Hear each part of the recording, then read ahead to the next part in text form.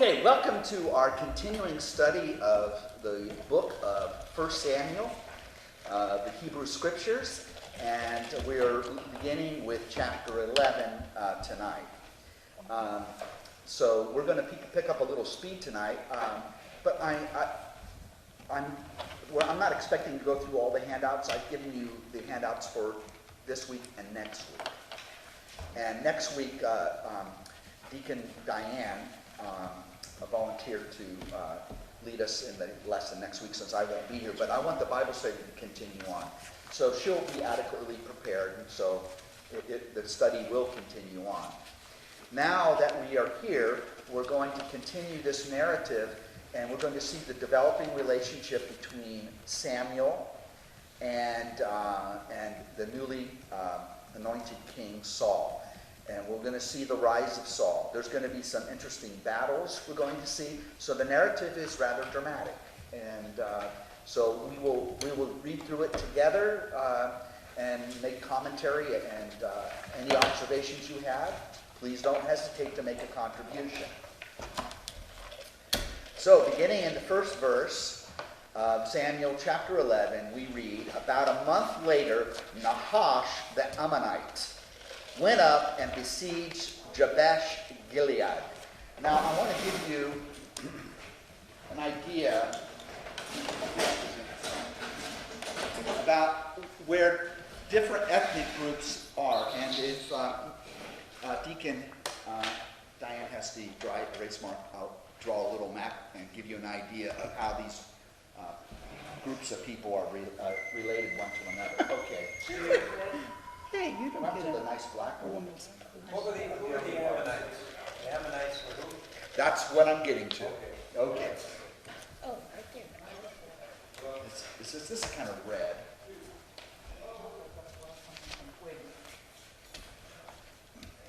What do we do with the package of rings I got?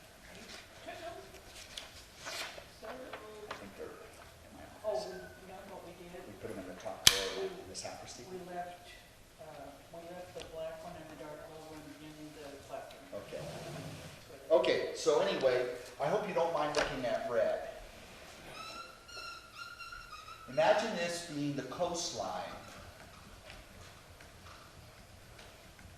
along the Mediterranean. To the north is Lebanon. This area is the land of Canaan. And then remember that along the coastal plain in this area is, and this is very fertile, this is very desirable, it's like Orange County. This is the land of the Philistines.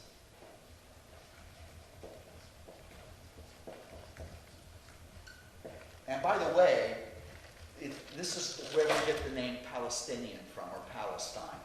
The Romans called this area Palestine, and that was the way the Romans identified, or that's how they pronounced the name of the Philistines. So this is the land of the Philistines. In this area here is the land of Israel.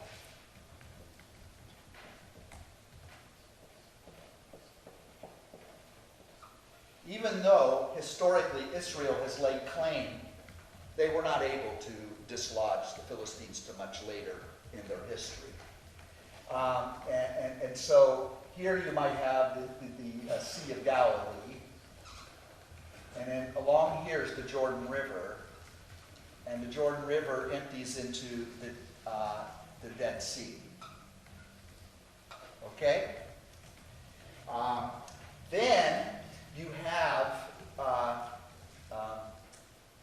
this is to the east of Israel, you have the Ammonites.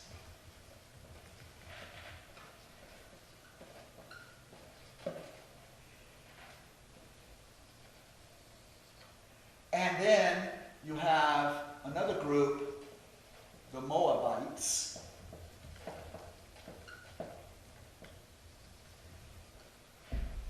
And then you have the Edomites.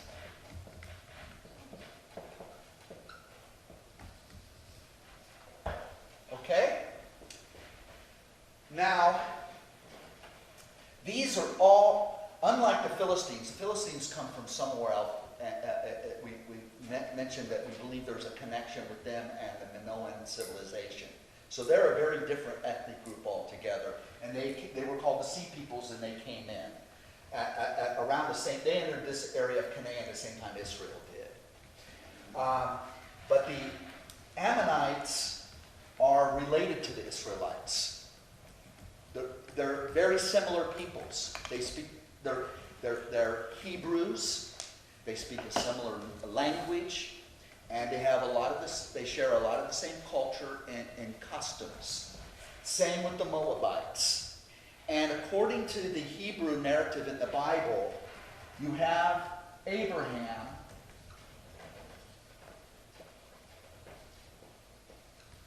And Abraham lived a millennium and a half before the time we're reading about now. So this is really going back. Abraham is a descendant, or is the son of someone named Terah. I think it's with an A. So Terah is the father of Abraham. Terah also had another son who was called Nahor. Nahor had a son by the name of Lot. Remember the story of Lot? Nahor dies, so Lot becomes a part of the household of Abraham. So Lot is Abraham's nephew, and when they leave Mesopotamia and come down to the land of Canaan as on a migration, they just moved in. They were pastoral people. They had herds of cattle and flocks of sheep. And they were quite wealthy, by the way. These were not poor vagabonds. They really were very wealthy, and they had great caravans. And they settled in what was Canaan for a time, but they were sojourners in the land. They owned no property. The land belonged to the Canaanites, who were divided up into various city-states. Well, Lot and Abraham were companions, and there came a time in the story of Abraham and Lot when they parted ways, because Lot's servants were fighting with Abraham's servants, and they were not getting along, and there was not enough pasture land. So they went out, and they were on the highlands of Israel, or Canaan, and they were looking about, we're going to go our separate ways. What territory do you want? And Abraham left it up to Lot. Lot chose to go down into the Jordan River Valley. Remember, it's a very low point, but it's very lush in vegetation. It's well watered by the Jordan River. And the ancient city of Jericho is down in that area. So are the ancient cities of Sodom and Gomorrah. So Lot goes and settles in this area here on the east side of the Jordan River. Today, this is the country of Jordan. Okay? And so, Lot had two sons. One of his sons was called Ammon, and the other was called Moab. And Ammon becomes the patriarch of a family, clan, tribe, and a nation called the Ammonites. But you can see they're closely related because from Abraham comes Isaac. And from Isaac comes Jacob. And Jacob's name is changed to Israel. Remember? So Israel is another name for Jacob. And so you can see that they're like second cousins. They are a related group of people. So the Israelites come from Jacob, who had 12 sons, and that's where you get the 12 tribes. And the Moabites are named for Moab, who was the second son of Lot. And he also became a tribal leader, a patriarch, and then his descendants became a nation called the Moabites. Now the Moabites and the Ammonites did not go down into Egypt when Israel went down there. And Israel went down there and they became slaves. And then 400 years later, the Israelites come back But now, the Moabites and the Ammonites have no love for the people of Israel. And they see Israel as a threat, and so they constantly make raids and they attack the Israelites, even though they are related peoples. Speaking a very similar language with similar customs. The Ammonites and the Moabites had their own national gods, so they worshiped their own gods. They did not worship. If they worshiped Yahweh, they would have worshipped him along with everybody else, all their other gods and goddesses. But their religion was not the religion of the Canaanites. Very different. The Edomites is another ethnic group closely related, but related in a different way. Jacob had a brother. You remember Jacob's brother? His name was Esau. Remember they were twin brothers? Esau was called Edom, or Edom, which in Hebrew means red. And he was a hairy man, but he had red hair. That's what his name means. And he had descendants, and they became the Edomites. And the Edomites constantly harassed and fought with Israel for centuries. But they were very closely related. And in fact, the Edomites even adopted Yahweh worship eventually. But Israel and the Edomites always were rival peoples fighting each other all the time. Does this sound familiar, this kind of stuff? Yes. Well, human beings too. Edom in the Roman time, at the time of Jesus, was called Idumea. And Herod the Great was an Idumean. He was made the king of the Jews by Caesar Augustus. Caesar Augustus granted him that title. And as far as the Romans were concerned, they couldn't tell the difference between an Edomite and an Israelite. They're the same people, as far as they're concerned. And Herod always wanted to be accepted as a Jew. He married a Jewess. He always wanted to be accepted. In fact, the Jewish woman that he was married to was actually a part of the Jewish royal family. And so he was trying to get legitimacy. But the people of Israel would never recognize him because he was, in fact, an Edomite, even though he practiced Judaism at his time. Herod the Great was king when Jesus was born, and he was a despotic king after a long period of time. But so the Edomites, the Moabites, and the Ammonites have disappeared from history.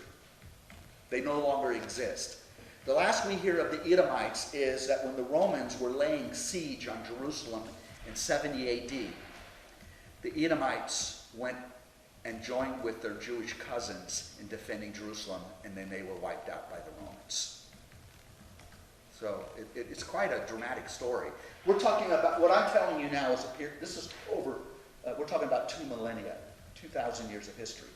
Well, right now, where we're at the time of 1 Samuel, which is in the 900s before the Common Era, these are nation states that have these ethnic identities. They are aware of their ancestry, as are the Israelites. But they despise each other. And there's constant warfare going on. Now, there's another group you're going to hear about, and we've already heard about them. And these are a nation of people that are nomadic, but they're desert people. And they live in the southern reaches over into Arabia, and they are Semitic peoples, but not so closely related to Israel. They're called the Amalekites. So now you can see that Israel is surrounded by enemies. From the south, they're threatened by the Amalekites. And because they're disunified as they're a tribal confederacy, they're weak militarily. This is why they call for a king, because they're always being harassed by their enemies. They're attacked by the Edomites, they're attacked by the Moabites, they're attacked by the Ammonites, and they're constantly fighting with the Philistines. So this place is, this is a time of history that is chaotic, because none of these peoples are strong enough to dominate the area. That will not come till later with David. But Saul begins the work of asserting the dominance of Israel. So when Israel becomes a united nation under a king, things change for them militarily. It does work. They become consolidated, and the 12 tribes of Israel become a formidable foe, and then under David, they ultimately defeat all these guys. And David now will occupy their lands and dominate them, and they become vassals to David. And that's why David's considered the greatest king. He unifies the nation, and he defeats all these enemies round about. So that kind of gives you an overview. So when we read this narrative and you hear these names, this will help you figure out who these people are and what they're doing, and why it's a problem for Israel. With me so far? Yes. Okay. Thank you, that was very helpful. Was that useful? Good. Yeah. Okay. Now Nahash, the Ammonite, of course Nahash would be the king of the Ammonites, or the leader, or the chieftain. Verse 2, but Nahash the Ammonite replied, "This is my condition for making a treaty with you." Oh, I'm sorry. He's met the people of Jabesh, and Jabesh wants to have a treaty with Nahash. But Nahash the Ammonite replied, "This is my condition for making a treaty with you. I will gouge out the right eye of every man, and thus bring shame on all Israel." So Jabesh, Gilead, and the people of Jabesh are Israelites. It's a clan. Probably living in the northern part of the country near the border of the Ammonites, and the Ammonites are trying to dominate them. So this Jewish clan wants to make a treaty with the Ammonites, and the condition of the treaty is that all the men in your clan have to gouge out their right eye.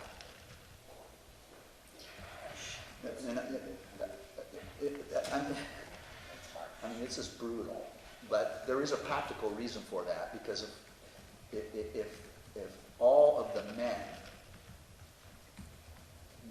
have to gouge out their right eye, which would be gruesome enough as it is, it will diminish their capacity to wage war. Have no depth position. No depth perception. And what is the primary weapon that the Israelites used in warfare? The slingshot, yeah. So this is my condition for making a treaty with you. I will gouge out the right eye of every man, and thus bring shame on all Israel. The elders of Jabesh said to him, "Give us 7 days to send messengers throughout the territory of Israel. If there's no one to save us, we will surrender to you." Yeah. Good luck. Okay. When the messengers arrived at Gibeah of Saul and reported the news in the people's hearing, they all wept aloud. Just then Saul came in from the field behind his oxen. "Why are the people weeping?" he asked. They repeated the message of the inhabitants of Jabesh for him. As he listened to this report, the Spirit of God rushed upon him, and he became very angry. Isn't that an interesting? The Spirit of God rushes in on him. It's an interesting expression. Couldn't have been his temper. Yeah, well, you will find throughout 1 Samuel that when it comes to Saul, his moods, he's a real moody person. Yeah. Maybe he was bipolar. But the writers always say that it's either when the Spirit of God rushes upon him, it means that this is in accord with God's will, and now Saul, he's angry, but he's going to be powerful, and he's going to win a victory, okay? Yeah. However, if Saul is down and he's not doing well, and he's in a bad mood, they will say to him, the writers will say to, you will see this, that an evil spirit was sent by God to make Saul sad. So, good explanation with someone with a bipolar disorder. You know, it's ultimately God's responsible. So when you're in your manic state, Yeah. which can be anger or excessive emotion that makes you high and active, then it must be the Spirit of God. But if you're in a low point, you're feeling down and depressed and despondent, well, Yahweh sent an evil spirit to do that. It's just there. Remember, this is very early on in their theological thinking, and we certainly wouldn't think that way today. But anyway, he became very angry. Taking a yoke of oxen, he cut them into pieces. That would be 2 oxen. And sent them throughout the territory of Israel by messenger saying, if anyone does not come out to follow Saul and Samuel, note they're working together, the same thing will be done to his oxen. The dread of the Lord came upon the people, and they went forth as one. When Saul reviewed them in Bezek, there were 300,000 Israelites and 70,000 Judahites. Judah was the largest, most populous tribe of Israel, and oftentimes they would be listed separately, where the Israelites, which is reflecting the northern tribes, and Judah. Remember, they will become 2 separate nations in about 5 centuries from now. How long is that stretch from Israel from top to bottom? How many miles is that? Oh, probably about 250 miles. Oh, 250? It's not, I'm guessing. But you can imagine, Curious. you can't believe how small this area That's is. what I was thinking, it was really super small. And we come up with 400,000 people Yeah. in that small of an area. That's a pretty awesome density Yeah, I think, for farm folk. is the city of Anaheim 300,000 now? People? You have Oh, this? wow. 300,000 people? Yeah, and the city, Probably close. Well, there's a couple million. well, in Orange County, there's a couple million. Yeah. This area would be the size of like Los Angeles and Orange County put together. I was just thinking for an agrarian type Yeah, community to support 400,000, they're all showing up. I mean, yeah, who's back at the house? yeah. These would be men who are of fighting age. Right, so that's 600,000 people inhabitants Yeah. in the land. Wow. Well, according to the numbers that the Hebrew narrative gives us, when they came into Israel, they were 2 million. Oh, wow.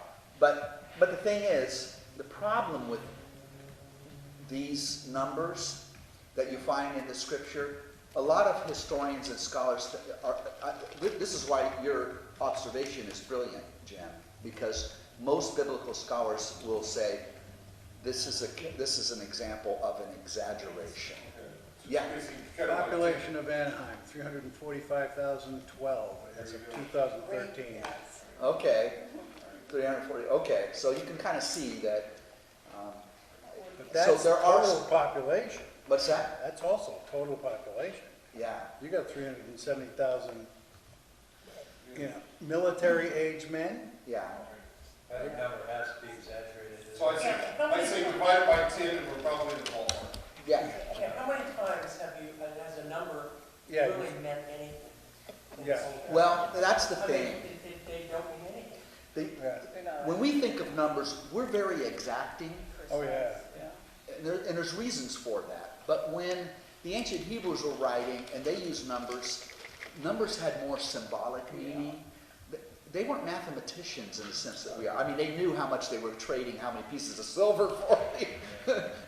They were shrewd at business, but when it came to, like when they used the word 40, a lot, 40 this, 40 that, 40 that, well, there's a symbolic meaning. That's the number of judgment. And so there's a symbol to that. When they use the number 7, that's the number of perfection. When they use the number 3, that's the number for God. If they use the a number 12 or multiples of these numbers, that's the people of God.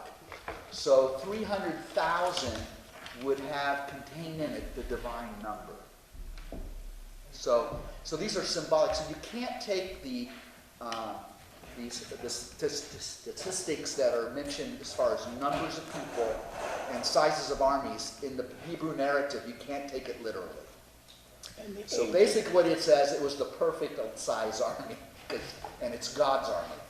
And age is like 900 years old and all that. Yeah, yeah. They do this with years as well. Okay, now they have 300,000 Israelites and 70,000 Judites. So you know they have an army of 370,000 fighting men. To the messengers who, and remember, notice how Saul takes authority and he threatens them. You better show up. He's already doing what Samuel warned them about. You know, he's now, well, it's an early form of the selective service. It's the draft. And if you don't show up, we're going to penalize you because we're going to take all of your oxen and cut them up like this one that we sent you.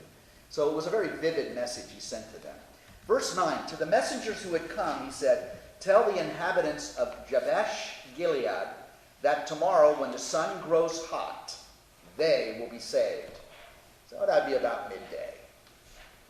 The messengers went and reported this to the inhabitants of Jabesh, and they rejoiced. Nahash, the men of Jabesh said to Nahash, now Nahash is, remember, the king of the Ammonites. Tomorrow we will surrender to you, and you may do with us whatever you want. They lied to him. You got it. They're setting him up. The one thing that the Ammonites are not expecting is a unified Israel. Otherwise, they would not have threatened this claim.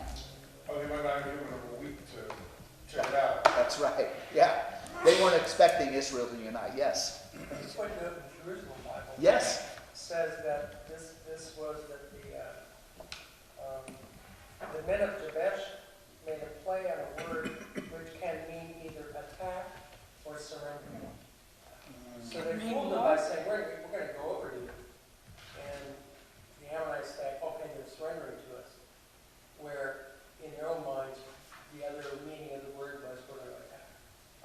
So that was their conscience. So it was ambiguous in the It was Hebrew. an ambiguous word. So to use a word, yeah, we'll come over to you. Yeah. Double entendre. We'll see you tomorrow. Yeah, we'll be there.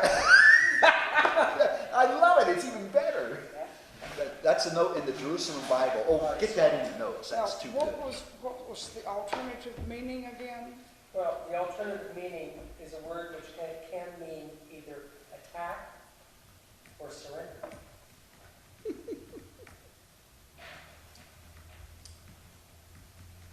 Got it.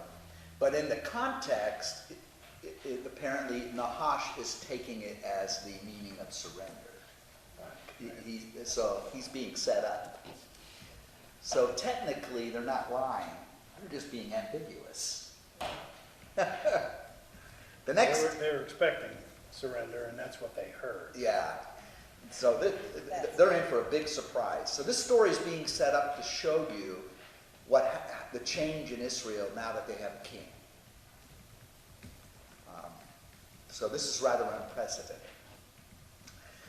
Verse 11, the next day Saul arranged his troops in 3 companies and invaded the camp during the dawn watch. So that's very early in the morning. They slaughtered Ammonites until the day had gotten hot. So for several hours. By then the survivors were so scattered that no 2 of them were left together. So they utterly, completely destroyed the Ammonites. So now Saul has earned his right to be called king. He's successful. The people then said to Samuel, who questioned whether Saul should rule over us? Hand them over and we will put them to death. But Saul objected. No one will be put to death this day, for today the Lord has rescued Israel. So he gives credit to God. It was the Lord who rescued Israel. So who should rule over us? Hand them over and we will put them to death. Well, that's not going to work out. Samuel said to the people, come, let us go to Gilgal to renew the kingship there. So all the people went to Gilgal, and there they made Saul king in the Lord's presence. If it's the Lord's presence, what was at Gilgal? The tabernacle with the Ark of the Covenant. That's what they mean by the Lord's presence.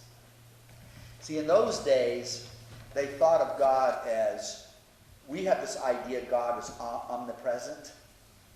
The ancient Hebrews had no concept of that. That's a philosophical, theological concept that comes later. You know, if you wanted to see God, you had to go visit God. And if God needed information, he would ask you questions.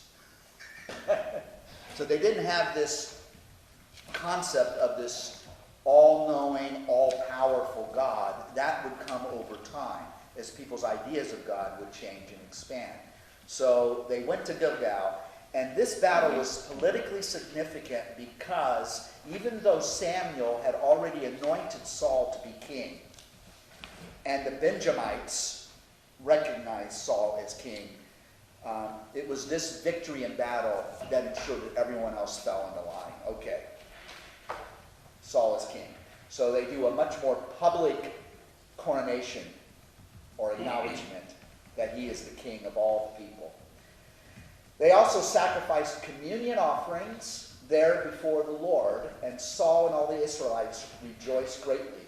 Remember, offerings and sacrifices always implied a festival or a feast and a meal that was shared by God and the people. It's as if Yahweh is now sharing a meal with us, but it was God's representatives that would share. And who were God's representatives? The priests. Okay. That's chapter 11. Any thoughts or questions? Okay. Were all these people, were they Bedouins?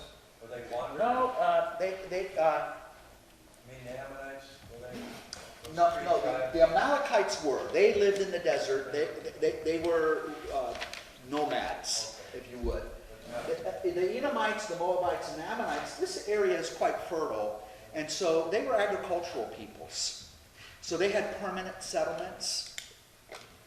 And by this time, the Israelites were agricultural people. They displaced the Canaanites and absorbed some of them, but they lived in permanent settlements.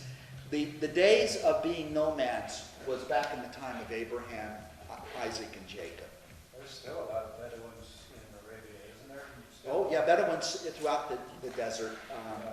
I'm not sure of all there are different ethnic groups, the Bedouins, but these were settled nation states. Okay, we're going to chapter 12. The section that says Samuel's integrity. By the way, the writer or the writers who finally put 1 Samuel together, well, they like Samuel. They're always writing from Samuel's point of view. Hence the book is called 1 Samuel, not because he wrote it, but the book favors him and supports him politically. So Samuel, there's an attempt to make him look good in this book. It's serving a political interest. And the book of 1 Samuel will go to great lengths to make Saul look bad. Because the two men get caught up in a rivalry and a struggle. Samuel tries to control Saul, basically, politically. And Saul resists. And the struggle between Samuel and Saul will begin to continue to develop here. So what the writers are doing is now setting the stage. They want you to know the guy with the white hat is Samuel. But if you read between the lines and read very carefully, you begin to realize Samuel wasn't so good himself. He's being somewhat whitewashed. He's a man of God, yes, but remember his sons were corrupt. So, he's deeply flawed. Samuel addressed all Israel. I have granted your request in every respect, he said. I have set a king over you. Notice how he's insisting, you have a king, and I'm the one who put him into that position. And now the king will lead you. As for me, I am old and gray, and my sons are among you. I was your leader from my youth to the present day. Here I stand. Answer me in the presence of the Lord and the Lord's anointed. The Lord's anointed is the king. Saul. Whose ox have I taken? Whose donkey have I taken? Whom have I cheated? Whom have I wronged? From whom have I accepted a bribe and shut my eyes because of it? I will make restitution to you. They replied, you have neither cheated us, nor oppressed us, nor accepted anything from anyone. So he said to them, the Lord is witness against you this day, and the Lord's anointed is witness, that is the king, that you have found nothing in my possession. The Lord is witness, they said. So basically, you have here a speech by Samuel to the people of Israel, and it's what we would call an apologetic, a defense. So the only reason, you have to ask the question, why did he feel compelled to even give such a speech? Smoking your head has been no accusation. Yeah, so, because there's some people who don't like Samuel, and they're saying things about Samuel. So you have this Samuel's defense. Now Samuel goes on and he admonishes the people. Verse 6, Samuel continued, the Lord is witness, who appointed Moses and Aaron. Aaron was the brother of Moses and was the first high priest of Israel, and brought your ancestors up from the land of Egypt. Now take your stand, that I may judge you in the presence of the Lord. Whenever you see in the presence of the Lord, that is referring to the tabernacle. Because that's where God is present at. God lives in the tabernacle. According to all the gracious acts that the Lord has done for you and your ancestors. When Jacob and his sons went to Egypt, and the Egyptians oppressed them, your ancestors cried out to the Lord. The Lord then sent Moses and Aaron to bring them up out of Egypt and settle them in this place. But they forgot the Lord their God, and so the Lord sold them into the power of Sisera, the captain of the army of Hazor, the power of the Philistines, and the power of the king of Moab, who made war against them. So, Israel was to be the dominant society here. They didn't expect the Philistines. But Israel had a really troubled history. They secured the highlands of Israel. They weren't able to get the coastal lands, and they had enemies to the east. Things were not going well for them. And now you get this explanation, which is that Deuteronomic explanation. The reason why is because you weren't faithful to the Lord's covenant. You broke the commandments, bad things happen. You keep the commandments, good things happen. If bad things that are happening to you in your life, whether individually or as a family or as a people, it's because you've sinned. It's your own fault. This is the Deuteronomic theological point of view. And you'll see this throughout 1 Samuel. It's their theological paradigm. If you do well and you're following God, then you're going to be blessed and everything's going to be good for you. If anything bad happens to you, no matter what it is, it's not random accident. It's because you did something and God's punishing you. This idea still lives with us today. A lot of Christians walk around thinking, terrible things are happening. I must have done something bad. Or, why me? As if I did anything wrong. Yes, Jim. I think maybe he's setting this up because they chose to pick a king so that if good things happen, whatever, it's because you're following the commandments. But if bad thing happens, remember when you chose that king and I told you not to do it? Yep. And God said not to do it, but you went ahead and wanted it anyway? So if bad things happen, it's going to, now he's got an excuse to blame it back on the people. Because they picked Saul as their king, or they wanted a king, and they got what they wanted, but that's not what God wanted. Well, you're certainly anticipating what we're going to actually, what we'll in fact we'll see as the story unfolds. Yeah. So you really you're very astute in your observations, Jim. Because I never read this. Isn't this great literature? Well, by reading this thing through, it'll be the first book of the Bible I've ever read from start to finish. Oh, good. Well, I hope you're enjoying it. I'm learning a lot. It's really interesting, isn't it?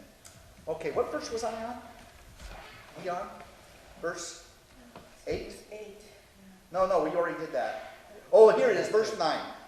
But they forgot the Lord, their God, and so the Lord sold them into the power of Sisera, the captain of the army of Hazor, the power of the Philistines. This is why you have all these enemies, because you guys that weren't obeying God, and the power of the king of Moab, who made war against him. They cried out to the Lord and said, we have sinned because we abandoned the Lord and served the Baals. The Baals are the gods of the Canaanites, the fertility gods, and the Astartes. Astarte is the consort, the goddess consort, the earth goddess. Baal is the god of the sky. Remember, we talked about the fertility religion?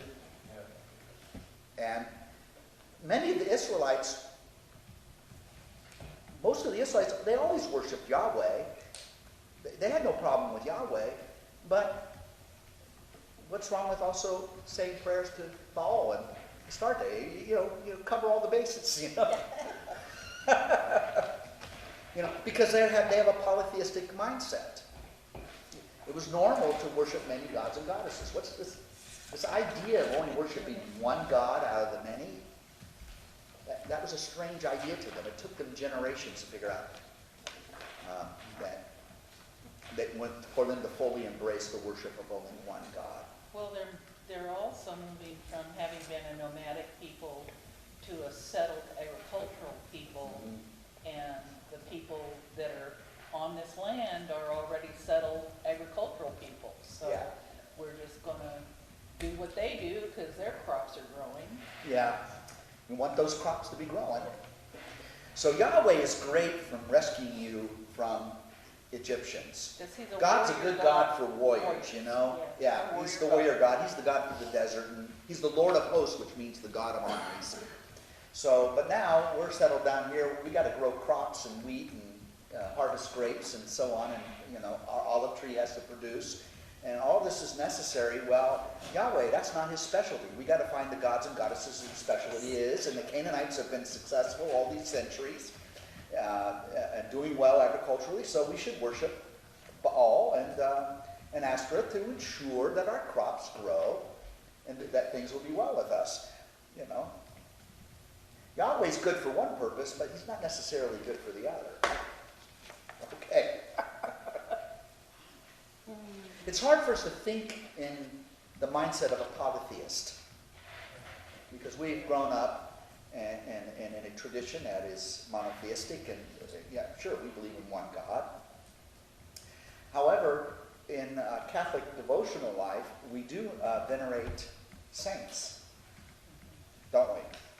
And then we begin to make assignments that certain saints are responsible for certain things. Who do you pray to if you're having problems with your eyes? What saint is that? Isn't it St. Lucy? I think you're right. Yeah. If you lost something, Anthony. If you're in dire straits and it looks pretty hopeless to you, who's the saint for lost causes? Who do you want to pray for you? There are two, St. Jude. St. Jude? And St. Rita. And St. Rita. St. Rita, yeah. And we have St. Rita in our church, thanks to Deacon Diane. But the thing is, there is that tendency. I believe in the communion of saints, and I think the saints are all around us, and they're interceding for us, and it's right to ask the saints to pray for us. But sometimes you can see why people see that as a kind of a latent form of polytheism. Because basically the ancients, they had different gods and goddesses that were responsible for different areas of human life. That's, yeah. I've been to the Vatican, and they have statues, and the people are praying, which to me, as an outsider, they're praying to the statues of Mary or whoever, and or touch the hand, and the hand is all rubbed off and whatnot on the statue. Yeah. The foot, I remember one of them, the foot was like worn out on the statue because they were touching it.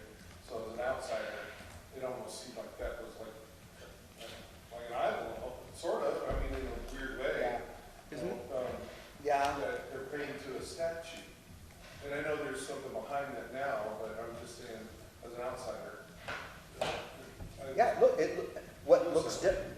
if you were an ancient Roman going up to the temple of Venus and praying in front of a statue of Venus, and that's called idolatry, 2,000 years later, you have someone going up to the church that's now built on top of that old temple of Venus, and now not Venus, and you have Mary, and they're praying to Mary. Yeah. Doesn't that look pretty much the same? Yeah. So Isn't it the Lutherans that say that we pray to too many icons or something like that? most Protestants would say that that to them it looks like Catholics, because we pray to images, whether they're icons or statues. They think we're praying to the image or the statue, and it says it looks an awful lot like idolatry. So there is that. So we have to explain to them that may happen with some ignorant Catholics, that may do that. But the fact of the matter is, we recognize that that artistic depiction is just reminding us. It's a symbol. It's a symbol. And that we're really asking the saint to pray for us. We're not praying to the saint in the sense that we worship them like we worship God, but we're asking the saint to pray for us in our time of need, much like someone may call me up and say, will you pray for me? Or you call up sometimes people who are particularly holy, prayerful people, and sometimes you like to have that person pray for you. Well, the same is with the saints. We believe the saints are still with us and are praying for us, and it's right to ask them to pray for us. But we don't worship the saints. That's what needs to be said to Protestants. Although in some cultures where people are not educated, you might actually have idolatry happening. It's almost strange to go into a Lutheran or a church and there's absolutely no icons. You might see a crucifix, but nothing else. I mean, the altar's there. Yeah. The Lutheran church where my granddaughter goes, I walked in and wow, there's nothing here but no icons, no pictures, no statues, no crucifixes, and it's very strange to me. Well, Yeah. the reason is during the Reformation that Protestants are coming down very, very hard on Christ is our only mediator and advocate. And if you're so focused on Christ is our only mediator and advocate, that basically leaves out even asking a saint in the communion of saints for help. That's the focus, and that's the iconoclastic element in so much of Protestantism. Well, They being a also Protestant, destroyed, I have no need for anything other than I can pray on a green and grassy hillside Right. and feel closer to God. Yeah. the Protestants also destroyed a lot of the art. A Oh, lot of the absolutely. paintings, the altarpieces, the sculptures, the stained glass windows, because they felt like the Roman Catholic Church was trying to push propaganda and their control instead of the Bible. I've But also- the one thing, I just want to say one other thing. The one thing that the reminders, the portraits, the pictures, the icons, whatever, it really keeps you focused as to why you are here. And the reason you feel prayerful, in my opinion, when you're out in a yard or a field or on the top of a hillside, is because you're looking at God's creations. And it gets you in a reflective mood. And it is a reminder, even a mountaintop or the sea or the ocean, it's a reminder of God's creation. And I don't personally look at it as adultery at all. I just think it's a way of getting you in a reflective, peaceful mood and ready to hear God's word, and it keeps you focused. So you're not thinking about that grocery list of what you have to do at your church. Yeah, Catholics in their Catholics in our orientation as Catholics, we value the sensual. When I say the sensual, I don't mean the sexual. I mean those things that appeal to our senses that remind us of something beyond the senses. For example, we use visual arts in our churches to create sacred space.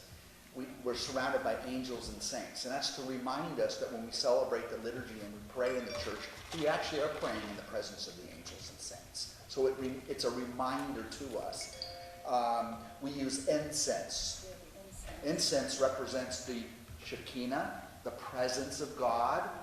And when we smell it and we see the smoke billowing up, it's a reminder that just as this smoke is permeating the space, so God's presence is all around us. And it also represents the prayers of the people rising to God.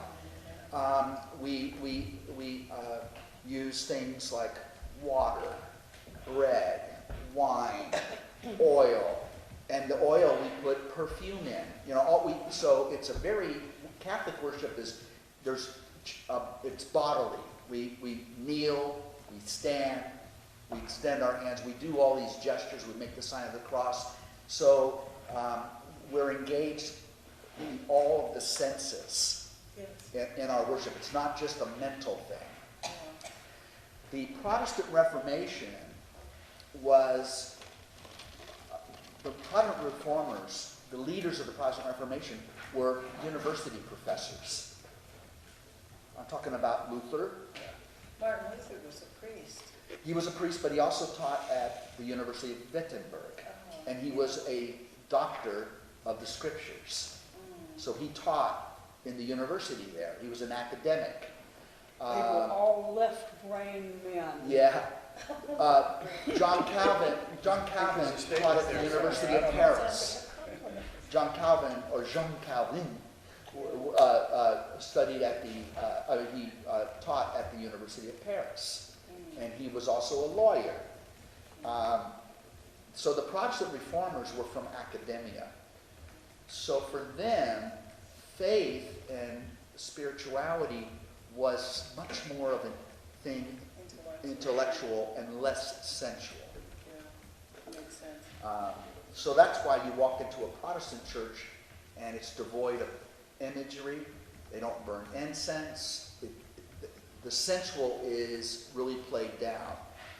Now, this concern about idolatry and the worship of images, this concern led to the destruction of Christian art.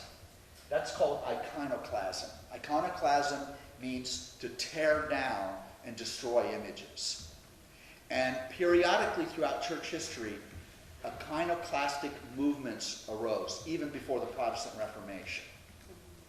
And there was a church council that addressed the issue of icons and images. And it was the Seventh Ecumenical Council. That was, interestingly enough, at Nicaea, the same location that the First Ecumenical, or what is considered the First Ecumenical Council, where we get the Nicene Creed. And in that council, they gave the Christian rationale of why images are useful in Christian worship. And then it was unquestioned for another 500 or so years, well, actually 700 years. And then when Martin Luther came along, that's when iconoclasm showed up again. By the way, Luther was not personally against the images. That was not his issue. But a lot of his followers were against it. In fact, when he was gone, because he was in exile for a time, his more radical followers in Wittenberg started gutting churches and bringing out crucifixes and statues and destroying them. And when Luther came back, he said, "You've gone too far." And he put a stop to it. So Luther himself was not a part of this, but the more extreme followers of Luther were. But even Baptists, by the way, who were typically no images allowed originally, when I was growing up, we would have pictures of Jesus in our Sunday school classes and in our homes. But it was but Jesus had to look a certain way. He had to look like he was Protestant.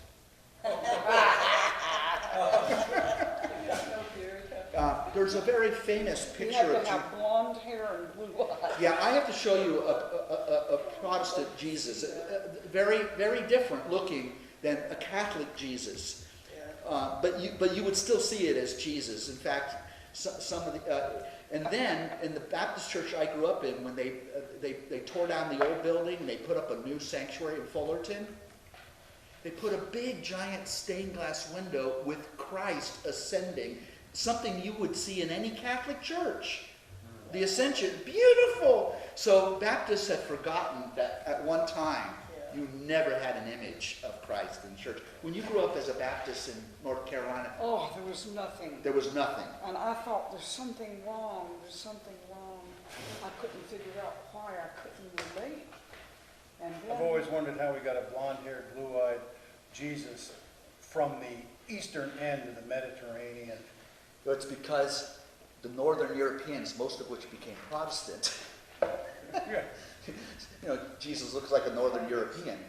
But the thing is, an interesting story. When I was in high school, my grandmother died, and I was very sad. And I befriended this elderly Italian woman, and she would say, "Oh," I remember visiting her. I'd visit her, and she would make me a meal. I was in high school. This long-haired kid coming in and visiting this woman in her mobile home park, and because she would cook for me. And she stood about this high. And she would have me come in, and I would sit at the table, and she would stand there and serve me. And she'd make pasta and all that. She wouldn't sit down and eat with me. She would just sit there and fill my plate. She'd go, yeah, that's what she would say. She spoke a broken English, and I thought she was a fascinating woman because she had all kinds of stories, and she could sing and play the mandolin. And I was just exposed to, I never met an Italian woman from Italy before. It was amazing. And then one day I came in and I was really sad, and she said, "Oh, Petey, you look so sad. What's the matter, you?" And I said, "Well, my grandmother died." "Oh, Petey, that's so sad." And then a little while later she says, "Hey, Petey, I'll be your grandma. You call me a grandma." And so I called her grandma the rest of her life, and she lived 103. And then when she died, the family had me come up, and she was Roman Catholic, but the family had me come up and do the graveside service for her, because she says, "I want the Petey to bury me." But anyway, it was so funny. One day I brought her to my Baptist church in Fullerton. Just brought her into the church, and it's like, I think it's the first time she ever entered a Protestant church. She comes in, she looks around, she goes, "Hey, Petey, what's the matter? There's no God in this church. There's no God in this church. Where's God? There's no God in this church." And she went up to the pastor and she said, "What's the matter? Where's the God? I come into church and there's no God here." And he had no idea what she was talking about, but there was no... Go into the Italian church sometime. The place is filled. Yeah, how far I got from our text. Great story. The balls and the Astartes. Now, so they're acknowledging, yeah, we did do that. Now deliver us from the power of our enemies, and we will serve you. They're saying this to Samuel. You see the power struggle that's going to emerge here? The Lord sent Jerubbaal. And by the way, notice Jerubbaal has the Baal. He's Israelite, but in his name, you have the name of Baal. If you see the name El, that's the Hebrew word for God, or if you see the word Yah, like Isaiah, that's Yahweh's name. So anyway, Jerubbaal, Barak, Jephthah, and Samuel. He delivered you from the power of your enemies on every side, so that you could live in security. Yet when you saw Nahash, king of the Ammonites, advancing against you, you said to me, "No, a king must rule us, even though the Lord your God is your king." That's just what Jim Now, said. here's Samuel saying, the Lord your God is king, but remember, I'm God's spokesman. Yeah. You can kind of see Samuel is having a hard time letting go of power.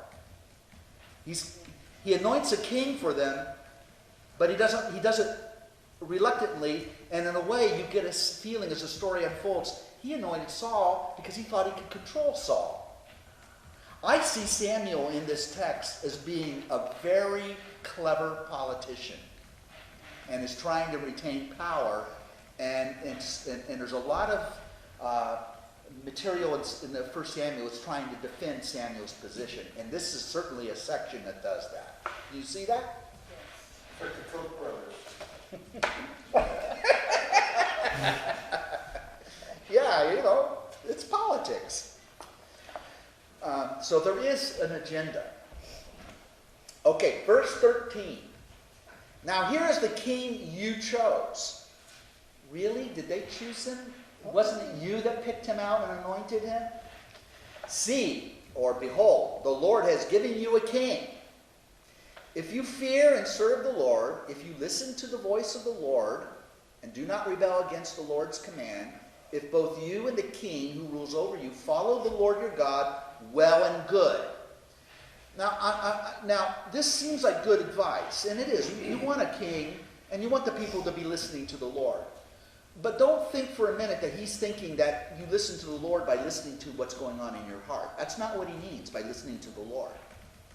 Listening to the Lord is listening to the prophet of God. And who's the prophet? Samuel. Yeah. But if you do not listen to the voice of the Lord, and if you rebel against the Lord's command, the hand of the Lord will be against you and your king. Now then, stand ready to witness the great marvel the Lord is about to accomplish before your eyes. Are we not in the harvest time for wheat? This would be late May, early June. That's the harvest time for wheat. That's when the day of Pentecost comes. Really? Okay? By the way, day of Pentecost is a harvest feast for the wheat. It's also the feast that commemorates the giving of the Ten Commandments at Sinai. Yet I will call upon the Lord, and he will send thunder and rain. Thus you will see and understand how great an evil it is in the eyes of the Lord that you have asked for a king. See, I'm going to call upon the Lord, and the Lord sent thunder and rain that day. Thunder and rain, when you're getting ready to harvest wheat, is a disaster. Yeah. Yeah. Assistance promised. Then all the people feared the Lord and Samuel. They said to Samuel, "Pray to the Lord your God for us, your servants, that we may not die for having added to all our other sins the evil of asking for a king." "Do not fear," Samuel answered them. "You have indeed committed all this evil. Yet do not turn from the Lord, but serve him with your whole heart.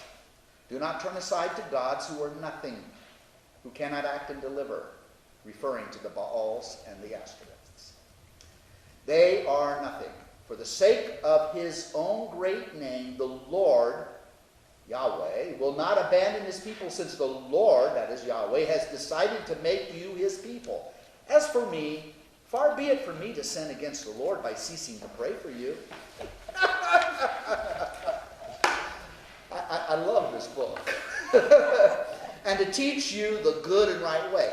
But you must fear the Lord and serve him faithfully with all your heart, for you have seen the great things the Lord has done among you. If instead you continue to do evil, both you and your king shall be swept away." Interesting.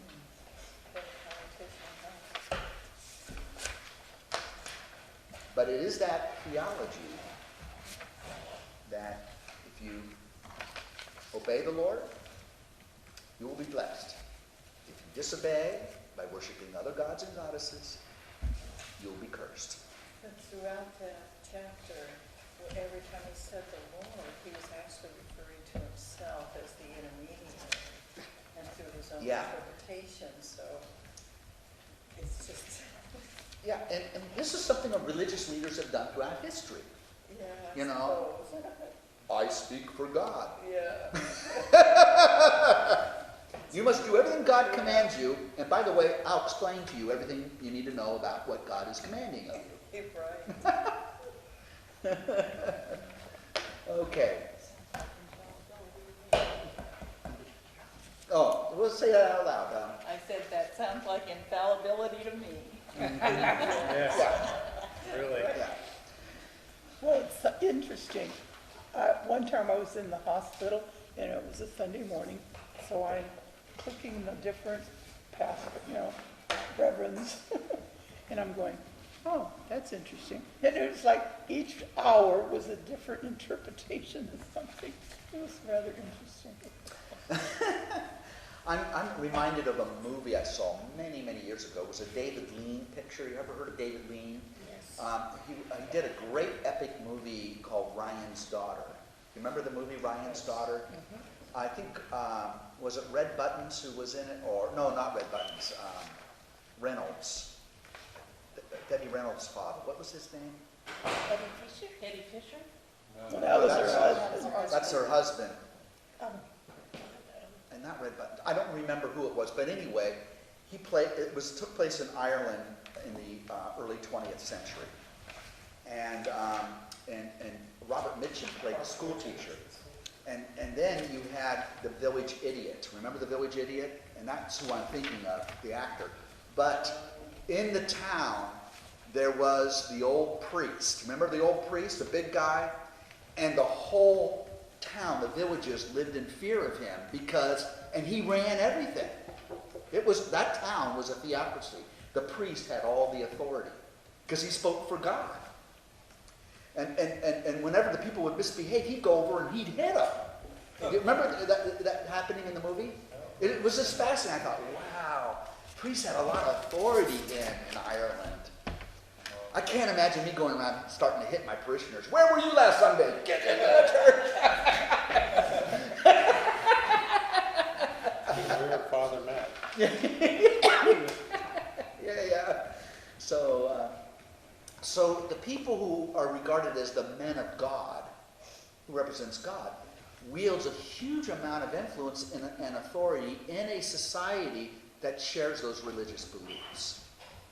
And sometimes has more authority, moral authority, but also has greater authority than the secular kings. And so there's always this weird dance between the bishop and the king, or the prophet and the king. And this is something that you see again and again in history. And one great example of that is the story of Thomas à Becket. Yeah, I was just thinking that same Yeah, thing. this kind of struggle. Because there are two very different centers of authority.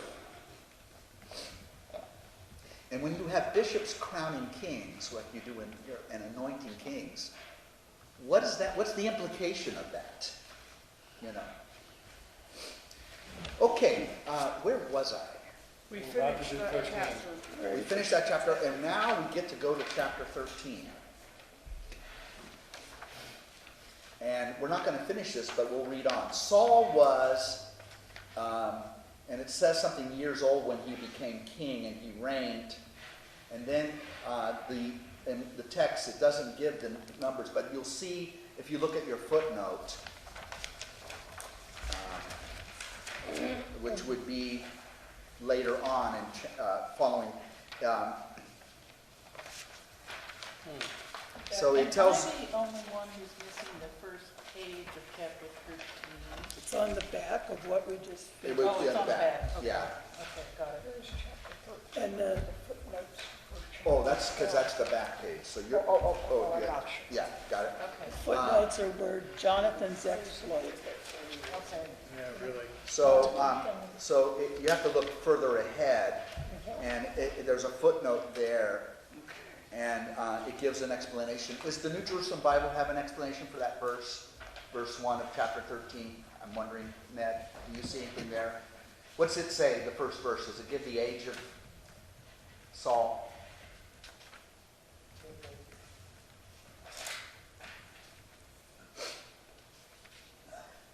No, What's the first? How's the first verse read in the Jerusalem Bible? well, there's a ellipsis. And then it says Saul chose 3,000 men from Israel. There's 2,000 with Saul at Mishmash in the highlands of Bethel, and 1,000 with Jonathan. at Okay, Zebulun. so the first verse is not even there in the Jerusalem Bible. They leave it out. There was an ellipsis that says, the Hebrew reads, Saul was 1 year old when he became king, and he reigned over Israel for 2 years, which is absurd. Yeah. The verse is lacking in the ancient Greek version. A tradition credited Saul with the reign of 40 years. In other words, they're saying the Hebrew first sentence is absurd, so they don't even include it. Yeah. They just put it in the footnote. So this is the problem with manuscripts. So this is a corrupted verse. It's included here in brackets. So we don't know what that verse originally came from and why it's there and why it reads in such an absurd way. This occasionally happens with biblical texts. Yeah, I thought a really complete commentary that says this notice is missing in the Septuagint That's the Greek translation. and defective in all witnesses in which it survives. The Septuagint probably reflects scribal suppression of an obviously corrupt text, Yeah. a practice attested elsewhere, and then it goes on and on. Remember, books were handwritten and copied generation to generation, and so this particular verse is, if it's a corrupt text, in other words, it didn't really survive well. What's yours say? I have the New American Standard Bible Reference Edition. Yeah. That says, Saul was 40 years old when he began to reign, and he reigned for 32 years over Israel. I don't know, maybe they, That ties to what's in that footnote. yeah. So the last sentence is offered the round numbers of 40 years. So the New American Standard, they chose a particular They probably. translation. completed it. Yeah. Okay, anyway, this is one of those passages where it's an anomaly. We can't really explain it. This goes on to say that Josephus, who wrote the history, Yeah. has nothing to say, but elsewhere, Josephus gives rounded figures of 20 and 40 years for his reign, for Saul's reign. So he was 20 years old, according to Josephus, and reigned for 40 years. That doesn't make any sense either. Yeah. Okay. So much for the ancient authorities.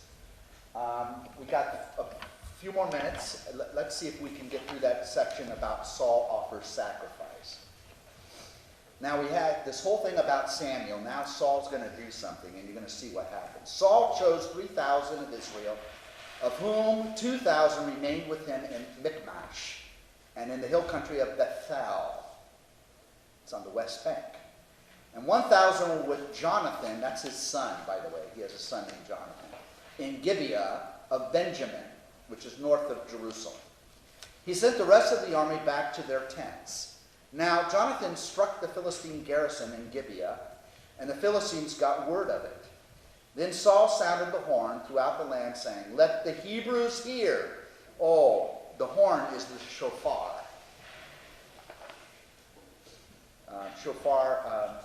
We have one that Marianne's provided us with. Would you like to see what it looks like? I'll run in and get it. I'll be right back. A friend of mine gave it to me for Christmas one year. Because when I was a lector. Who gave it A friend of mine. Where did they say where they found it? Well, it's actually from Israel, because it's the horn of a Yeah. sheep, and they polish it and everything. I think she told me her sister, Try to build one, make it. No, I've never seen one. father. Look at this, wow. Does anyone play the trumpet? Yeah, if you got good lips. They're really tough to make noise come out of. Yeah, did you ever read it? Really pucker. I don't know if I can. Did you play a trumpet at one time? No, I never played trumpet, but I know enough. Yeah. But a real trumpet player could really do it really loud. Yeah. So I wanted you to see that. That is, I think my friend said her sister found it for her in Santa Barbara, but I don't know. You'd have to go to I'm sure, Isn't that cool? a Jewish store or the synagogue or something. And Sammy's gonna come play it for us. He Well, did it once yeah. already. We'll ask him to do it again when he comes. Yeah. But it's really, And they learned, and it's kind of like the old-fashioned country phone yeah. with the shorts and the longs. There's different,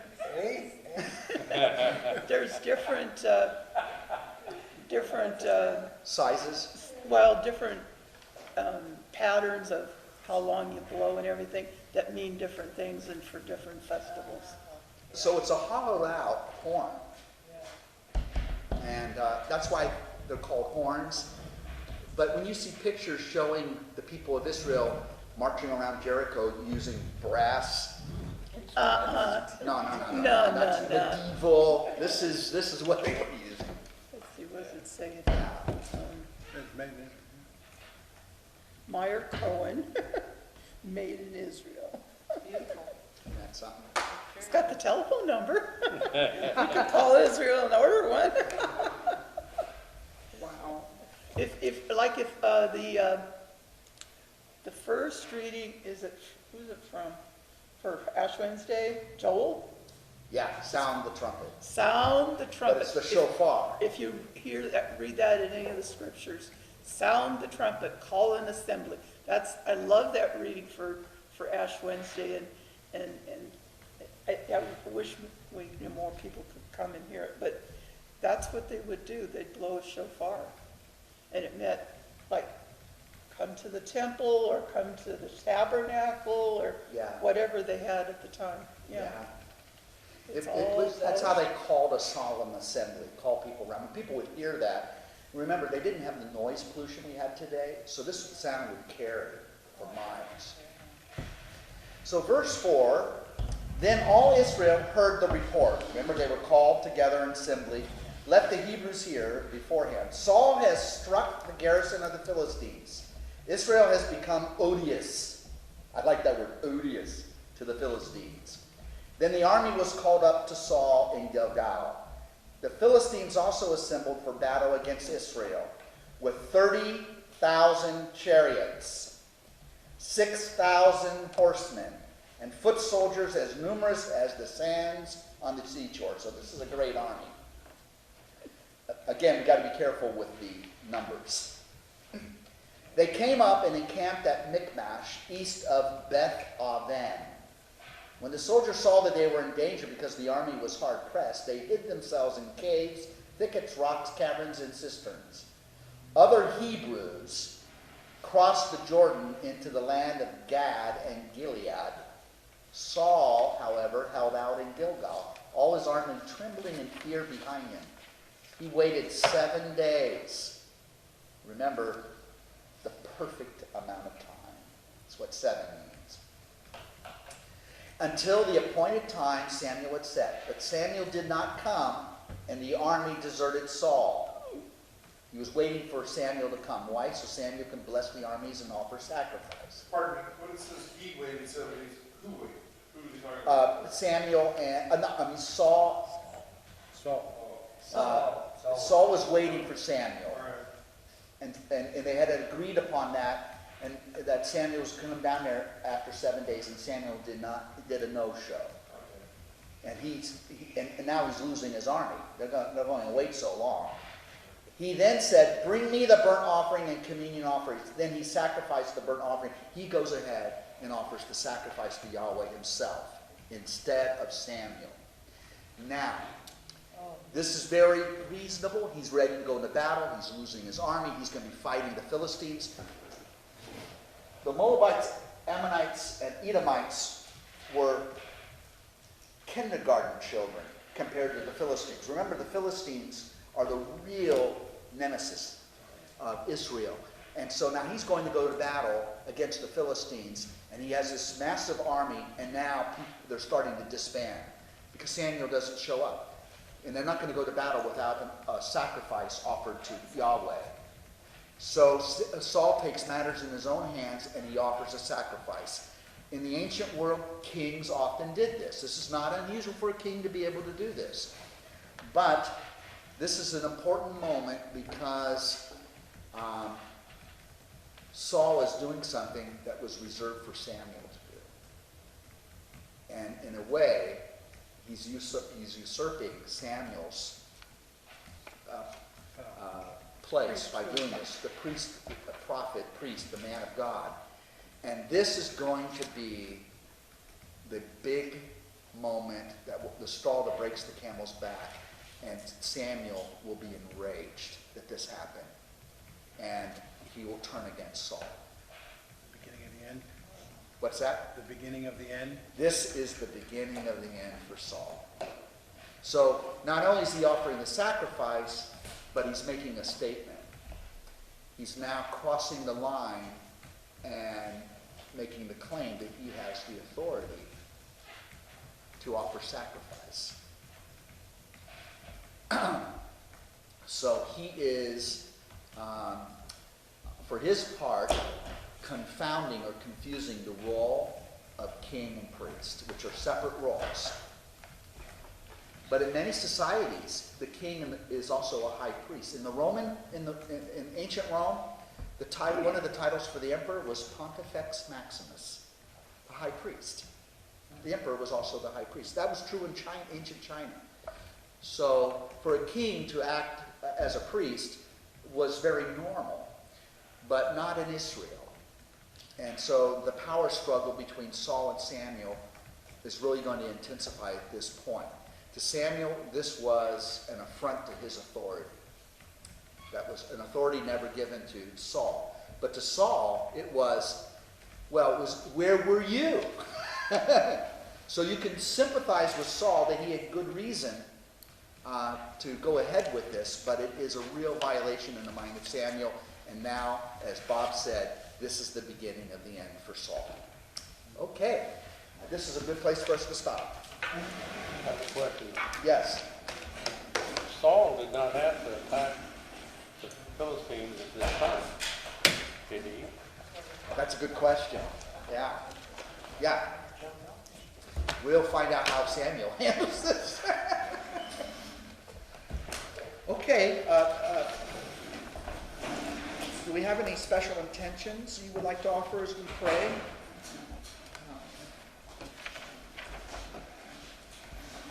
Okay. Well, I think we should pray for your Retreat. retreat. Yeah, thank you. For your ability to take the retreat and to Yeah, I'm going on a 7-day silent retreat. Silent. Yeah. and benefit from that. I'm just going to be praying the whole time and listening, and so I'll be a different man when I come back. I'll bend to the mountain.